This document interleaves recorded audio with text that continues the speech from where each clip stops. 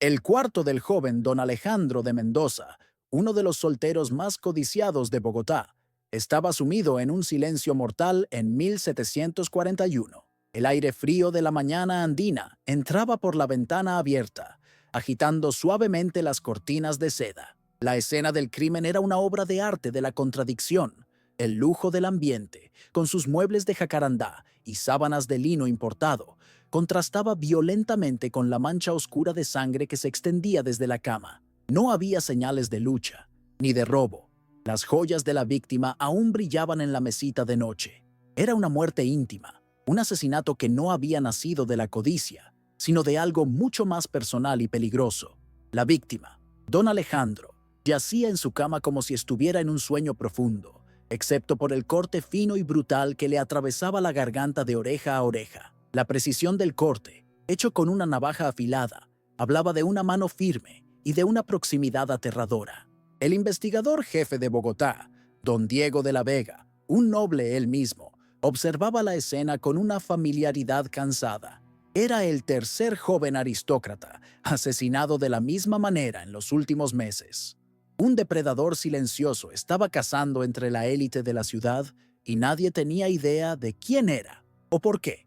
Don Diego de la Vega no era un policía común, era un hombre de lógica, en un mundo gobernado por la superstición y el honor.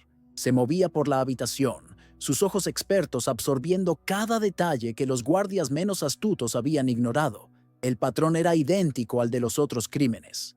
Las víctimas eran jóvenes nobles conocidos por sus conquistas amorosas.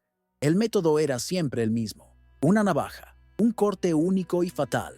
Y lo más perturbador de todo, la entrada nunca era forzada. El asesino era alguien a quien las víctimas conocían, en quien confiaban y a quien invitaban a sus aposentos más privados. Esto eliminaba a los sospechosos habituales. No era un ladrón, no era un enemigo político que resolvería sus disputas con un duelo honorable. Era algo diferente, algo más íntimo y más perverso. Don Diego sentía que se enfrentaba a un nuevo tipo de monstruo, uno que se movía por los salones y los bailes de la alta sociedad, usando la máscara de la amistad y la seducción para acercarse a sus presas. La ciudad estaba en pánico, pero el miedo era ciego, pues nadie podía siquiera imaginar el rostro del asesino que caminaba entre ellos. Fue entonces cuando los ojos de don Diego se posaron en el detalle que lo atormentaba: la firma del asesino, el elemento que transformaba los crímenes de una serie de asesinatos en un ritual. Sobre el pecho de don Alejandro, colocada con un cuidado casi tierno sobre la mancha de sangre de su camisón, había un único pétalo de flor. Era la misma firma dejada en los otros dos cuerpos, un gesto que era a la vez hermoso y macabro, un mensaje que aún no podía descifrar. Se acercó y examinó el pétalo. No era una flor común, como una rosa o un clavel. Era el pétalo de una orquídea de una variedad rara, de un púrpura tan profundo que era casi negro, con delicadas venas doradas que parecían un mapa exótico. Era una flor de una belleza deslumbrante e inconfundible, una flor que no se podía comprar en ningún mercado de Bogotá. Era una flor que necesitaba ser cultivada con un cuidado extremo, en un ambiente controlado, en un invernadero particular.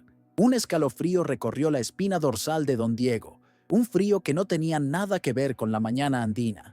Reconoció la flor.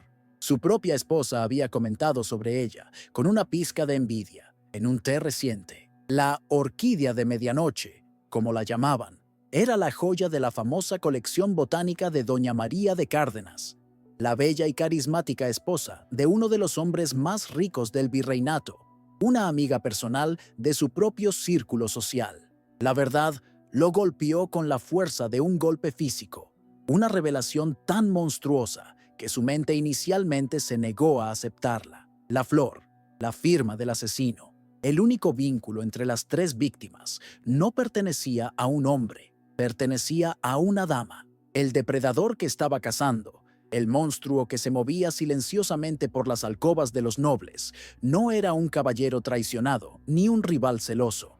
Era una mujer de la más alta sociedad. Miró de nuevo la habitación y todo le pareció diferente. La intimidad del crimen, la ausencia de violencia más allá del acto final, la firma poética y floral, todo apuntaba a una sensibilidad perversa que nunca asociaría a un hombre. La lógica, su única aliada, lo estaba llevando a una conclusión que desafiaba toda su comprensión del mundo, de su clase, de la naturaleza femenina. El asesino que aterrorizaba a la élite de Bogotá no era un hombre. La verdad aún más aterradora comenzó a formarse en su mente. Doña María era la anfitriona más famosa de la ciudad y su círculo de amigas íntimas era inseparable. Eran ellas el centro de la vida social, las reinas de los secretos y las confidencias. La posibilidad de que no estuviera actuando sola, de que el mal pudiera ser compartido, una conspiración de faldas de seda y abanicos, era aún más espantosa. La casa acababa de volverse infinitamente más compleja y peligrosa. Suscríbete para descubrir la historia de las viudas negras de Santa Fe y el pacto mortal que las unió, para entender cómo dos damas de la más alta nobleza se convirtieron en asesinas en serie. Es necesario primero entender la ciudad que las moldeó y las asfixió. Santa Fe de Bogotá, en 1741, no tenía el calor sensual de Cartagena. Era una ciudad andina, fría, gris y austera, perpetuamente envuelta por una fina niebla llamada garúa. Su belleza no era exuberante, sino severa, con sus iglesias de piedra, sus casonas de estilo castellano y las imponentes sombras de las montañas que la rodeaban. La propia geografía de la ciudad, enclavada en un altiplano elevado, la aislaba, creando una sociedad cerrada e introspectiva. La atmósfera social de Bogotá era un reflejo de su clima, fría, conservadora y profundamente religiosa. La vida se regía por un código de conducta católico y rígido, donde el honor y la apariencia de virtud eran las obsesiones centrales. La pasión era vista como una enfermedad, una forma de locura que debía ser contenida y controlada. Era un mundo de emociones reprimidas, de secretos guardados bajo 7 llaves, tras los gruesos muros de las mansiones, y de una etiqueta social tan compleja y asfixiante que cada gesto, cada palabra, era un movimiento en un peligroso juego de reputación. Para las mujeres de la élite, este mundo era una jaula. Su educación se limitaba estrictamente a habilidades que las convertirían en buenas esposas y madres. Religión, bordado, música y el complejo arte de administrar una gran casa. La inteligencia era vista con recelo y la ambición como una aberración. El camino de sus vidas era una línea recta e inalterable, de la protección de su padre al dominio de su marido, con el único propósito de mantener el honor de la familia y producir herederos de sangre pura. Cualquier desviación era impensable y resultaba en la ruina social. El matrimonio, por lo tanto, no era una unión de corazones, sino la transacción comercial más importante en la vida de una familia. Las jóvenes eran activos, sus linajes y dotes, las mercancías, eran intercambiadas por alianzas políticas, por tierras, por títulos. El amor era un concepto de novelas populares, una fantasía peligrosa que no tenía cabida en el mundo real del poder y el deber. Se esperaba que una esposa fuera un pilar de virtud, un símbolo del honor de su marido, independientemente de la negligencia, la crueldad o la infidelidad que pudiera sufrir en privado. El hombre encargado de investigar los crímenes que nacerían de esta opresión era, irónicamente, un producto perfecto de ella. El investigador Diego de la Vega era un noble, un hombre de inteligencia y honor incuestionables. Entendía la mente de los criminales de su mundo, ladrones movidos por la pobreza, nobles movidos por la venganza en duelos, maridos movidos por los celos. Pero su mente, tan lógica y perspicaz, tenía un punto ciego. Era incapaz de concebir que el mal, en su forma más calculadora y brutal, pudiera florecer en el corazón de una mujer de su propia clase, una criatura que le habían enseñado a ver como inherentemente más frágil, pasional y menos capaz de una violencia fría. En este escenario, María de Cárdenas era la anfitriona más célebre de Bogotá, casada con un hombre mucho mayor, un comerciante rico pero aburrido y frecuentemente ausente. Había transformado su casa en el centro de la vida social e intelectual de la ciudad. Sus salones eran famosos, no solo por la comida y el vino, sino por la inteligencia y el carisma de su anfitriona. Era hermosa, ingeniosa y poseía una mente aguda que encantaba a los hombres e intimidaba a las mujeres. Públicamente, era el ideal de la esposa noble, un adorno perfecto para la fortuna de su marido. Pero detrás de la máscara de la anfitriona perfecta, María se moría de aburrimiento. El aburrimiento, para ella, era una forma de corrosión del alma. Sentía un profundo desprecio por el mundo que la rodeaba, por los hombres que gobernaban, a quienes consideraba intelectualmente inferiores, y por las mujeres, a quienes veía como gallinas ciegas en un gallinero dorado. Su inteligencia y su energía no tenían ninguna salida constructiva, por lo que se volvieron hacia adentro, hacia la transgresión. Los romances se convirtieron en su deporte, una forma de aliviar el aburrimiento y de ejercer poder sobre los hombres que públicamente la dominaban. Sus amantes no eran compañeros románticos, eran piezas en su juego.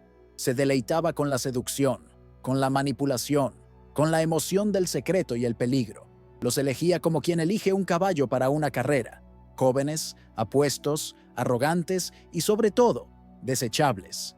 El amor, para María, no era un sentimiento a experimentar, sino una debilidad a explotar. Y cada conquista exitosa, cada hombre que caía a sus pies, solo profundizaba su desprecio por ellos y su adicción a la emoción del control.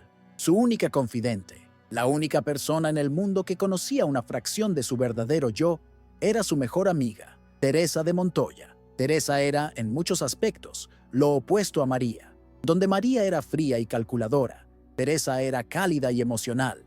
Casada también con un hombre negligente, la infelicidad de Teresa era genuina y visible. Era un alma romántica atrapada en un mundo pragmático, y su tristeza la hacía vulnerable. Admiraba la fuerza y la audacia de María, viendo en su amiga todo lo que ella misma no era.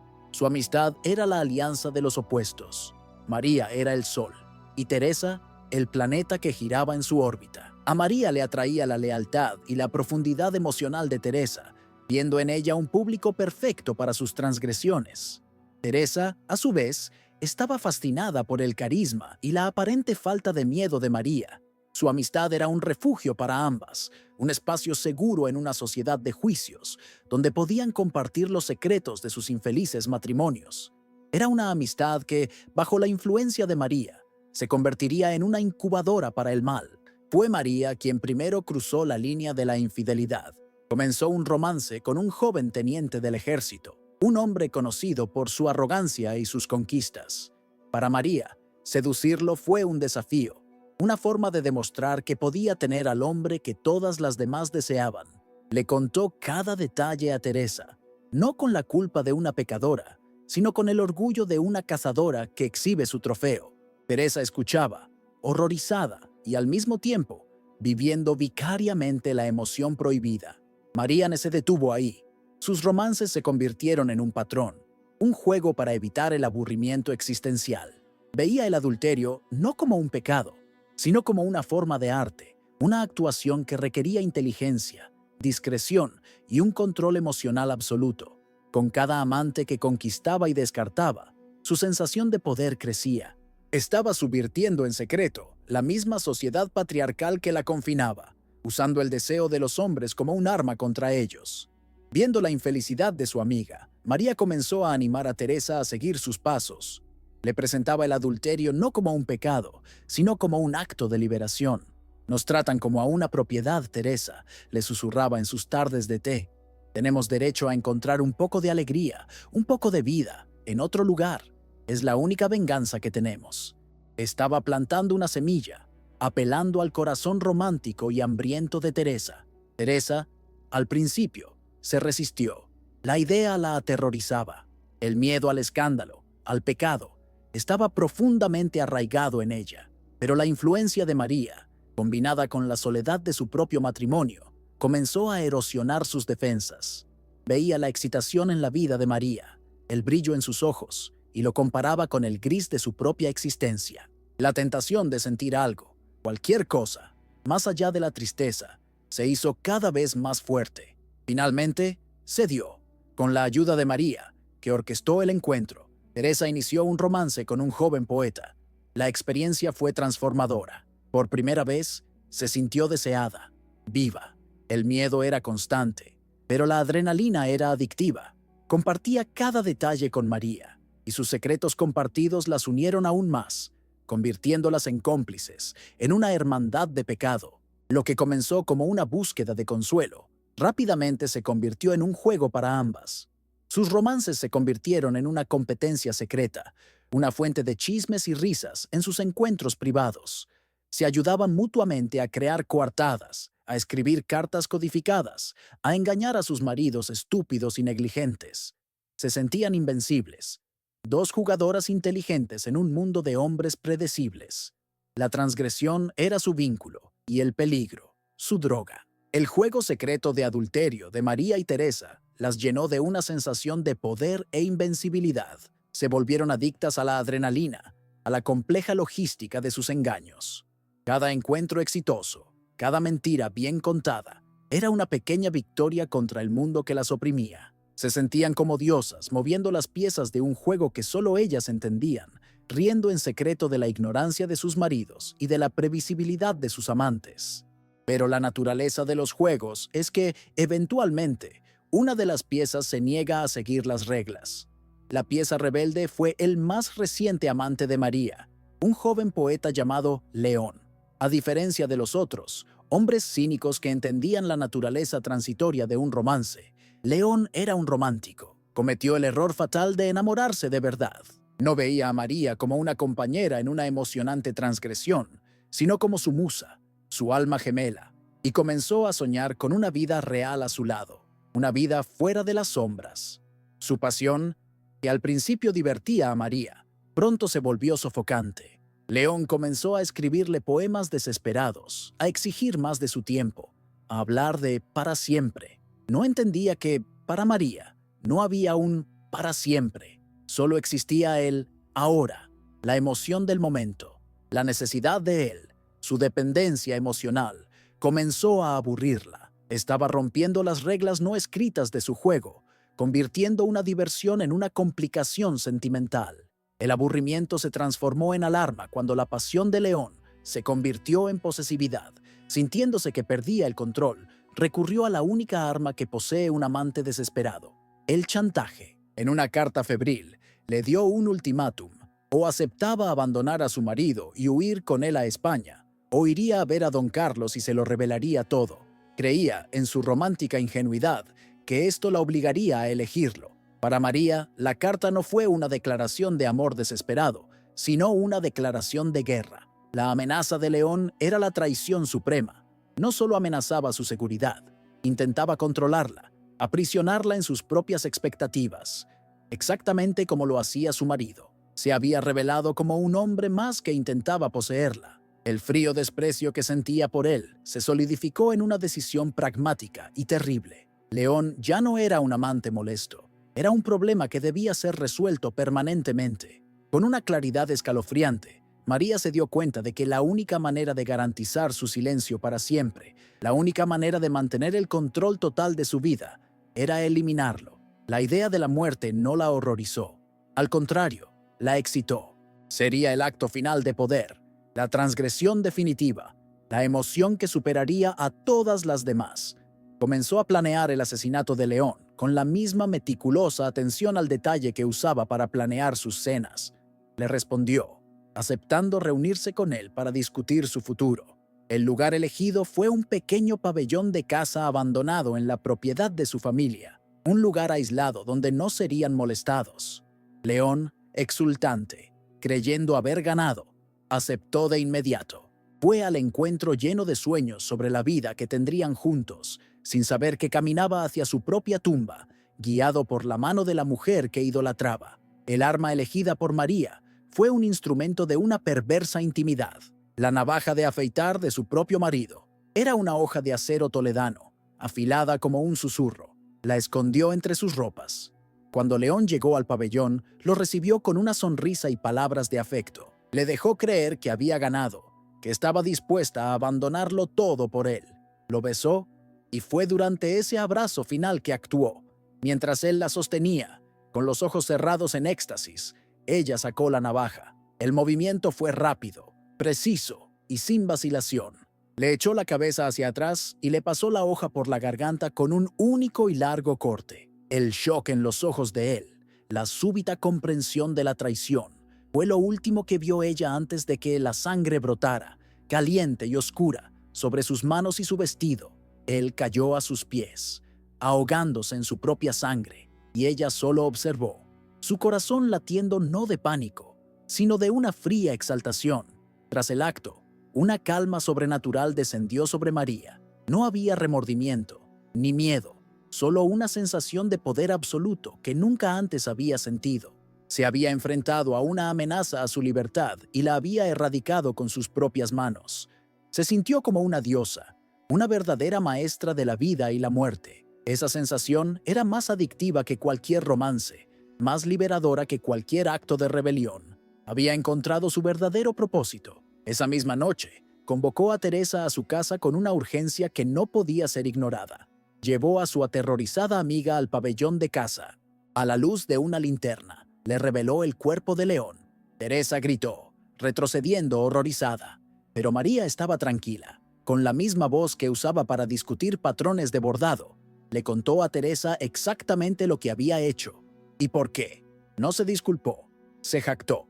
Teresa estaba paralizada entre el horror y una fascinación morbosa. La audacia de su amiga era a la vez aterradora e increíblemente seductora. María, al percibir la ambivalencia de Teresa, comenzó su trabajo de manipulación.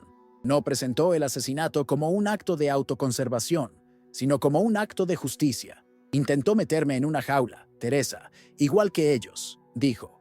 Solo lo detuve. Me liberé. Podemos liberarnos. Luego hizo la propuesta que lo cambiaría todo. Esto no tiene por qué ser el final, susurró, sus ojos brillando en la oscuridad.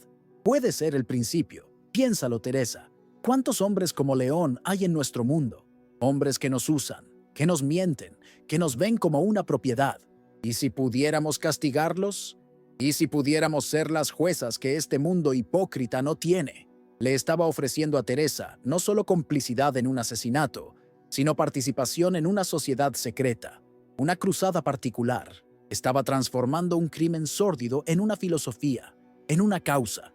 Invitaba a Teresa a compartir esa sensación de poder, a convertirse en una diosa a su lado. Para Teresa, una mujer que siempre se había sentido débil e impotente, la oferta era un veneno irresistible. Aterrorizada, pero también embriagada por la fuerza de María y la promesa de un poder compartido, Teresa cedió. Esa noche, junto al cuerpo de un hombre muerto, su pacto quedó sellado. Ya no eran solo amigas o adúlteras. Se convirtieron en una hermandad de la muerte, una pareja de cazadoras que se movería silenciosamente por la alta sociedad de Bogotá, eligiendo a sus presas, aplicando su propia y terrible forma de justicia. El plan para la cacería más peligrosa de Bogotá estaba trazado, pero el peligro ahora era para los hombres. ¿Crees que su amistad sobrevivirá a sus crímenes? Comenta tu predicción, deja un like si estás de su lado y sigue viendo para presenciar el clímax de esta historia. Los meses que siguieron al pacto de sangre de María y Teresa vieron a Bogotá sumergirse en una pesadilla de terciopelo. 4 hombres más, todos jóvenes, ricos y pertenecientes a la élite de la ciudad, encontraron el mismo fin. La muerte los visitaba en sus alcobas, dejando atrás un cuerpo con la garganta cortada y la firma poética y aterradora de la asesina. Un único pétalo de orquídea púrpura. El pánico se apoderó de la aristocracia. Las puertas de las mansiones, antes abiertas a las fiestas, ahora se cerraban con llave al anochecer. La confianza, la columna vertebral de su clase, fue reemplazada por una paranoia que veía a un enemigo en cada sombra. El investigador Diego de la Vega estaba en una cacería que consumía su alma. Con cada nuevo cuerpo, el patrón se hacía más claro y la audacia de la asesina más insultante.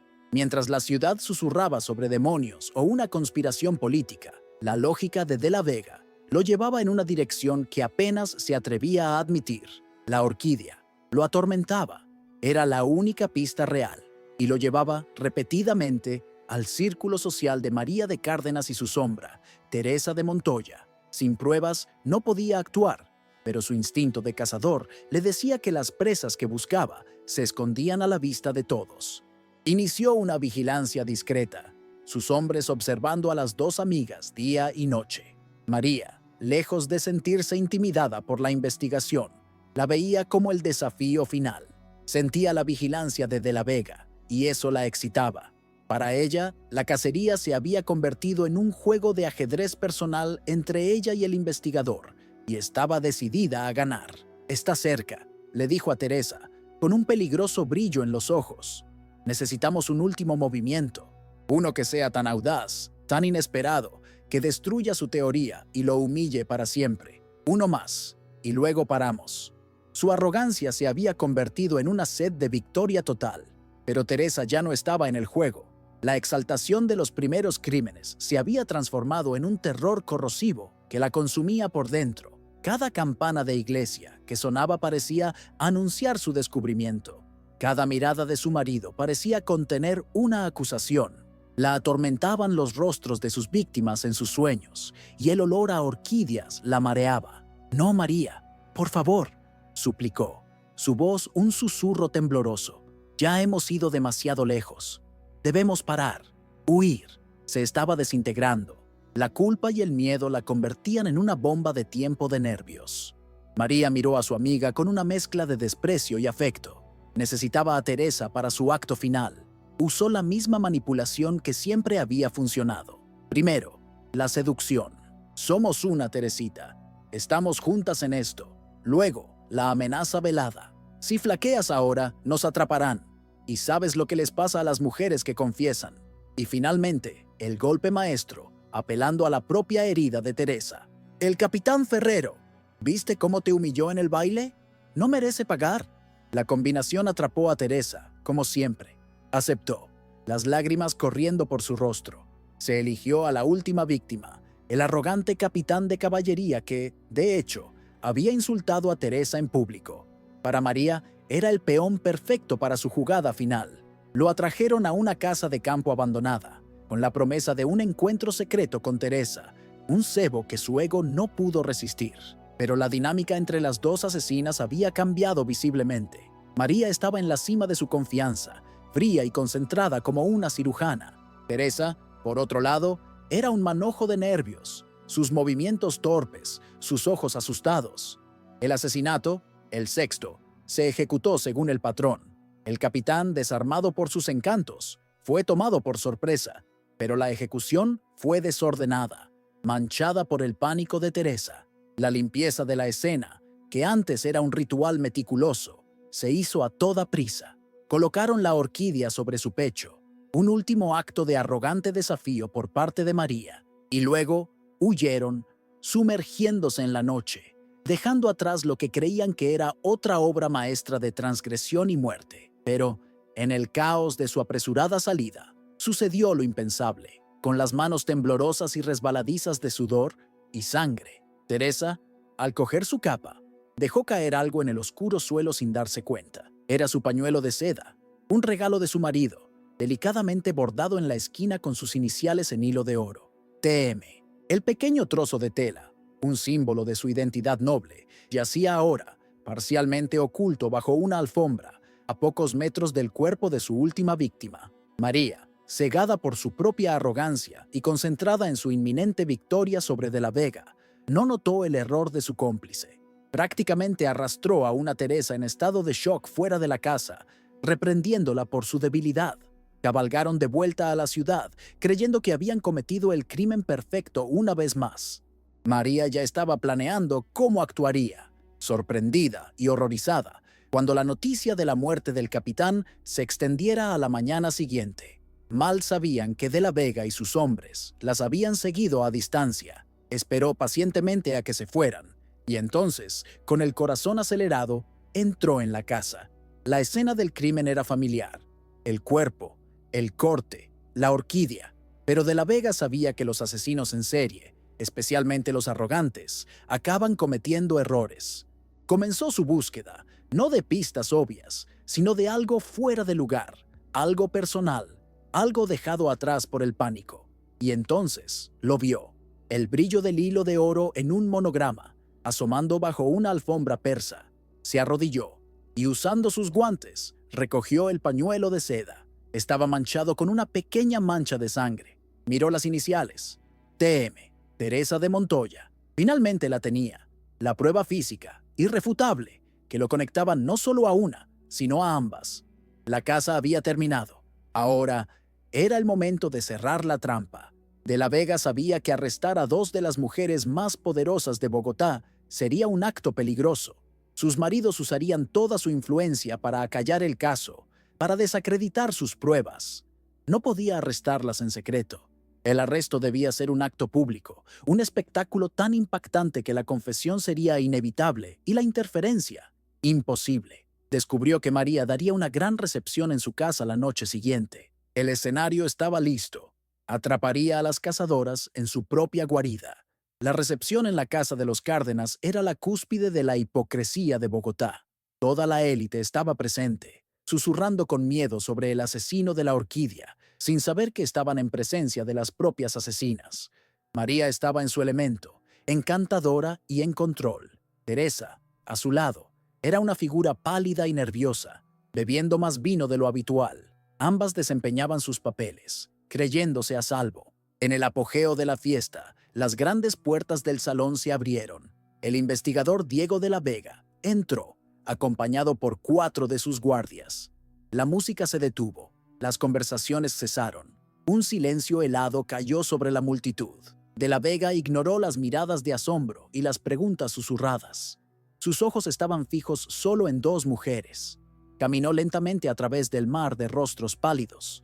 Su presencia una sombría mancha de autoridad en ese mundo de colores y luces. Se detuvo frente a María y Teresa. Ignoró la expresión de arrogante desafío de María. Sus ojos se fijaron en la aterrorizada Teresa.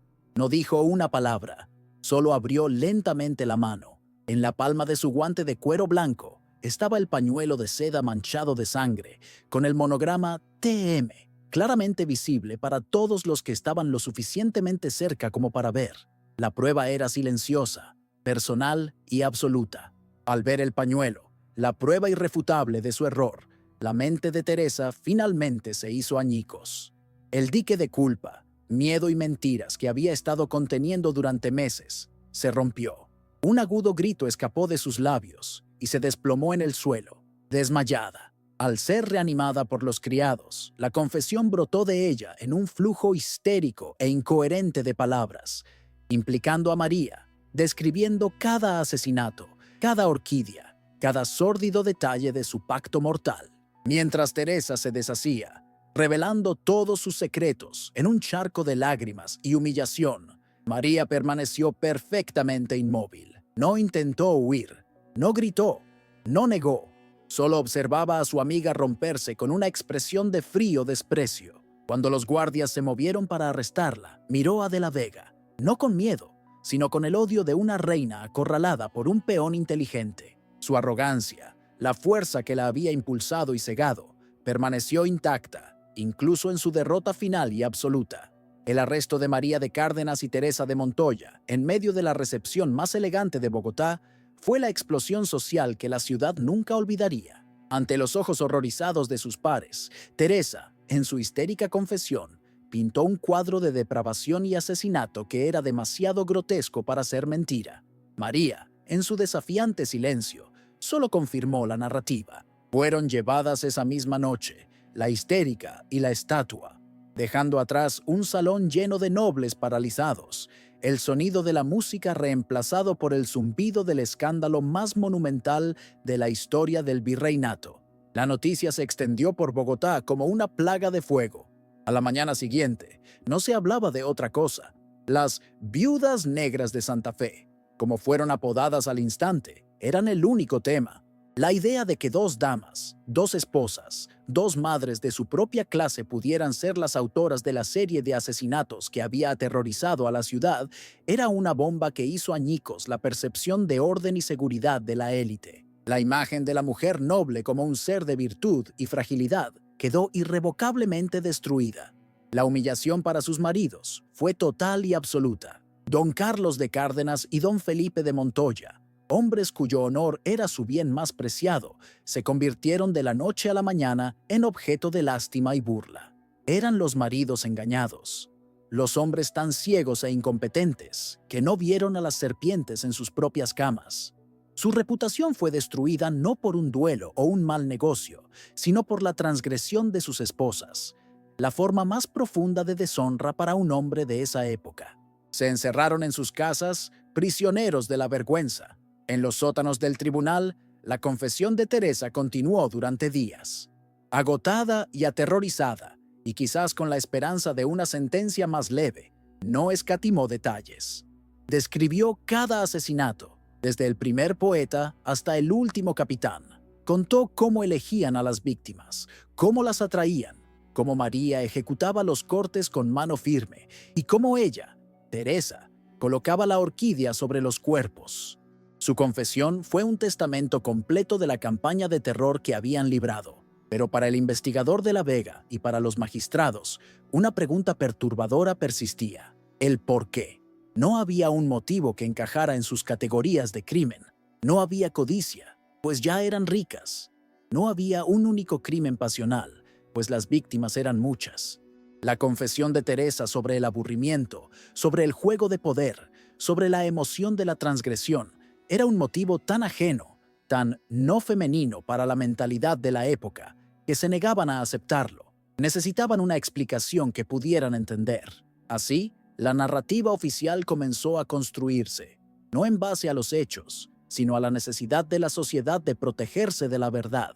El crimen se atribuyó a la histeria femenina, una condición mal entendida que se usaba para explicar cualquier comportamiento femenino que se desviara de la norma. Su amistad fue descrita como enfermiza y antinatural, una relación simbiótica que las había llevado a ambas a la locura. María fue pintada como la demonia seductora y Teresa como su débil e impresionable discípula. Era una historia que permitía a la sociedad patriarcal seguir creyendo en su propia visión del mundo. El juicio fue el evento más sensacional que Bogotá había visto jamás. El tribunal estuvo abarrotado todos los días. Se leyó en voz alta la confesión de Teresa, y los sórdidos detalles de los romances y los asesinatos conmocionaron y fascinaron a la ciudad. María permaneció en silencio durante todo el proceso. Su tranquilo desprecio y su negativa a participar en el espectáculo solo aumentaron su aura de fría maldad. Teresa, por otro lado, lloró continuamente, la imagen de la pecadora arrepentida. El veredicto, por supuesto, fue una mera formalidad: culpables. Pero la sentencia presentaba un dilema. La ley exigía la muerte por ahorcamiento. Sin embargo, ejecutar públicamente a dos mujeres de familias tan prominentes sería un escándalo sin precedentes. Sería admitir que la podredumbre moral había llegado al corazón mismo de la nobleza, una admisión que la élite no estaba dispuesta a hacer. Ahorcarlas sería como ahorcarse a sí mismos.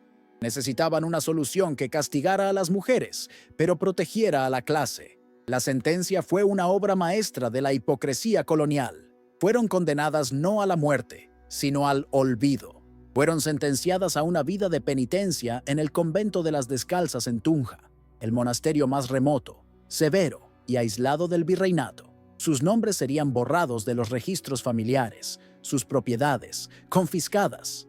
Serían efectivamente borradas de la historia, enterradas vivas en una tumba de piedra y oración, una solución que satisfacía la necesidad de castigo sin el desorden de una ejecución pública. Su último viaje fuera de Bogotá fue la escena final de su drama. Despojadas de sus sedas y joyas, vestidas con los ásperos hábitos de las penitentes, fueron colocadas en un carruaje enrejado. María miraba por la ventana con la misma expresión fría y desafiante, observando por última vez el mundo que había aterrorizado. Teresa lloraba en silencio, con el rostro cubierto por la capucha. La sociópata y su discípula, la reina y su peón, unidas en su caída, de camino al olvido. La explosiva consecuencia de sus crímenes no fue solo la muerte de 6 hombres, sino la destrucción de una ilusión, la ilusión de la mujer noble como un ser de pura virtud y pasividad. María y Teresa, a través de sus monstruosos actos, revelaron las oscuras pasiones, la fría inteligencia y el potencial para la violencia que podían esconderse detrás de los abanicos y las mantillas. No solo mataron hombres, mataron un ideal, dejando una cicatriz de miedo y desconfianza en el alma de la élite. Así, el escándalo fue contenido, pero no olvidado. Las puertas del convento se cerraron tras María y Teresa para siempre, y la sociedad de Bogotá intentó seguir adelante, fingiendo que la pesadilla había terminado. Pero su historia era demasiado poderosa para ser borrada. El veneno que habían esparcido no estaba solo en los cuerpos de sus víctimas, sino que ahora estaba en la propia atmósfera de la ciudad, la desconfianza, el recuerdo de lo que las mujeres eran capaces de hacer. El viaje al convento de las Descalzas en Tunja fue la última travesía de María y Teresa juntas en el mundo de los vivos. El carruaje enrejado las alejó de la capital, ascendiendo por las frías y sinuosas carreteras de los Andes. Cada kilómetro era un paso hacia el olvido. Dejaron atrás un mundo de sedas, de poder y de intrigas, un mundo que habían aterrorizado y que ahora las estaba borrando. La llegada al convento fue el final. Las pesadas puertas de madera que se cerraron tras ellas no eran las puertas de un santuario, sino las de una tumba. La vida en el convento era una forma de muerte lenta y gris. La rutina era un ciclo implacable de oraciones antes del amanecer, trabajo manual pesado en la huerta o en la lavandería, comidas silenciosas de pan y sopa, y más oraciones. Fueron despojadas de sus apellidos, conocidas solo como Hermana María y Hermana Teresa. El silencio era la regla principal, una cruel ironía para dos mujeres cuyo poder residía en sus conversaciones secretas. El objetivo del convento no era la rehabilitación, sino la anulación de la identidad, la lenta erosión del alma, hasta que no quedara nada. María, con su voluntad de hierro, se adaptó a esta nueva prisión de una manera aterradora. No encontró a Dios, pero encontró un nuevo y más pequeño escenario para su necesidad de control. Se convirtió en la penitente más devota, la trabajadora más eficiente. Su frialdad e inteligencia le granjearon una forma de respeto temeroso entre las otras monjas. Ya no necesitaba veneno ni navajas para dominar. Su mirada helada y su silencio juzgador eran suficientes para controlar el pequeño y miserable mundo de ese convento. Teresa, por otro lado, se desintegró por completo. Sin la adrenalina del peligro y la carismática influencia de María para sostenerla, fue consumida por la culpa y el remordimiento. Lloraba constantemente, confesaba sus pecados repetidamente a un sacerdote al que se le había prohibido darle la absolución, y la atormentaban las pesadillas. Se convirtió en la sombra de María, siguiéndola por los claustros, atrapada en la misma dinámica de dominadora y dominada que las había llevado a la ruina. Una amistad tóxica que ni siquiera los muros de un convento podían romper. Murieron como vivieron sus últimos años, en la oscuridad. Teresa fue la primera, su frágil cuerpo cediendo finalmente a una fiebre y a su propia melancolía. María vivió una década más, una figura austera y temida hasta el final. Cuentan las monjas que nunca mostró emoción, ni siquiera en su lecho de muerte. Fueron enterradas en tumbas anónimas en el cementerio del convento. 2 notas a pie de página olvidadas en la historia oficial. 2 almas pecadoras a las que la Iglesia, en su burocrática misericordia, finalmente había permitido descansar. Pero mientras sus cuerpos se pudrían en sepulturas sin nombre, sus historias florecían en una leyenda inmortal. El intento de la élite de Bogotá por borrar el escándalo, por enterrarlas vivas, tuvo el efecto contrario. Al convertirlas en un secreto, hicieron su historia irresistible. El cuento de las viudas negras de Santa Fe, como se las conoció, se convirtió en la leyenda criminal más famosa y duradera de la historia de Colombia. Un fuego de chismes que el tiempo nunca pudo apagar. La leyenda, contada en susurros, embelleció la verdad, transformando a las 2 mujeres en figuras casi míticas de la transgresión femenina. María se convirtió en la seductora demoníaca, una Lilith de la alta sociedad que cazaba por puro placer. Teresa se convirtió en la amante trágica, un alma torturada llevada al mal por una pasión enfermiza por su amiga.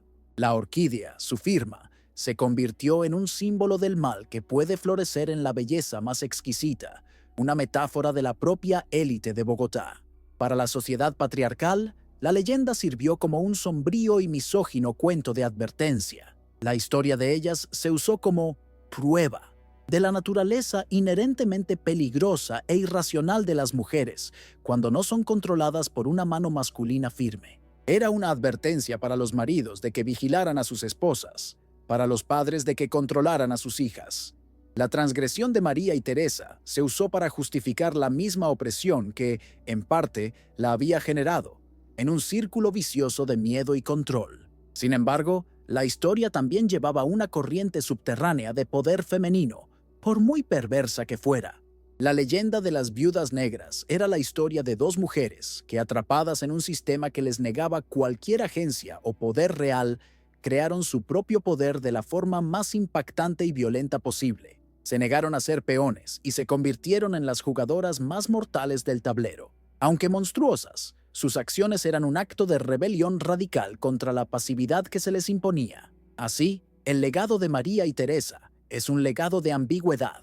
No son heroínas ni mártires. Son monstruos, pero monstruos creados por el invernadero claustrofóbico de su propia sociedad. Su historia es un espejo oscuro que refleja la podredumbre y la hipocresía que se escondían bajo la fachada de piedad y honor de Bogotá. No eran una anomalía, eran un síntoma de la enfermedad de su tiempo y de su clase, una enfermedad de aburrimiento, represión y poder sin propósito. Su historia permanece como la advertencia final sobre la hipocresía, un recordatorio de que, cuando una sociedad impone reglas tan rígidas y antinaturales, inevitablemente genera transgresiones de igual magnitud. La violencia de los actos de María y Teresa fue proporcional a la violencia de la represión que sufrieron. Son un ejemplo eterno de cómo el mal puede florecer en los jardines mejor cuidados. ¿Qué sucede cuando el alma humana se coloca en una jaula? ¿Es la rebelión, aunque perversa, una forma de libertad? Deja un like si esta historia te impactó. Suscríbete para más historias sobre los criminales más impactantes y las sociedades más hipócritas del pasado. Comenta poder si crees que su búsqueda era por poder, no por simple maldad.